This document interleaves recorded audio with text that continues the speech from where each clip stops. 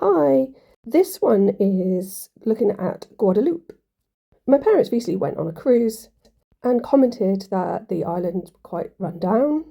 And I always feel like there's a connection between places that are quite spiritual that are now in poverty. A bit like the importance of the place or how special it is has been lost to history. Wikipedia tells me that Guadeloupe consists of 6 islands. And prior to being, quote, discovered by Columbus, was called Caruquera, Island of Beautiful Waters. Columbus named it Guadeloupe after Santa Maria de Guadalupe de Estremadura. Apologies for the pronunciation. So essentially what I see here is, I guess the idea of separate islands. There aren't 6, but perhaps this is the main ones. The one on the left looks like a female head, and on the right kind of like a vessel on the back of someone who's lying on the floor, a female, and or an ankh face next to it.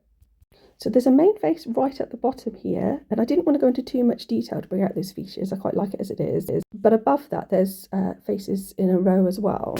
Some sort of red energy, very much like figureheads again. And then over to the left-hand side, there's what is the hair is also all like heads, faces, people looking out. And it's all quite natural colours, lots of greens and oranges like autumn. On the side of the face, there's this bit that looks a bit like a waterfall going down where the ear would be. And there are several waterfalls here, including one called Le Saut de la Lézard, the leap of the lizard. You can see that green face over to the left, which seems to be the clearest. The outside of the island, funnily enough, I haven't done in blue, kind of a beige colour. That may be related to the idea that there's lots of coral. It's a popular diving site. I also added lots of these sort of orangey lines in there, some of which look like commas. In that vessel or ankh, there is a face at the top, perhaps a lizard in the centre, and a blue bird on the right-hand side.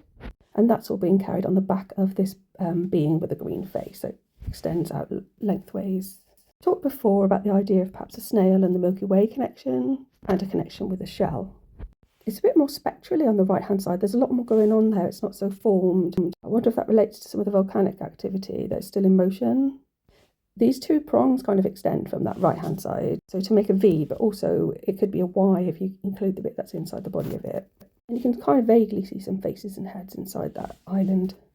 So the island was originally populated by the Arawak people, who would have performed sacred dance, music, etc. around events like harvest time and birth, like a connected social spirituality and a belief in the supernatural influence on the world.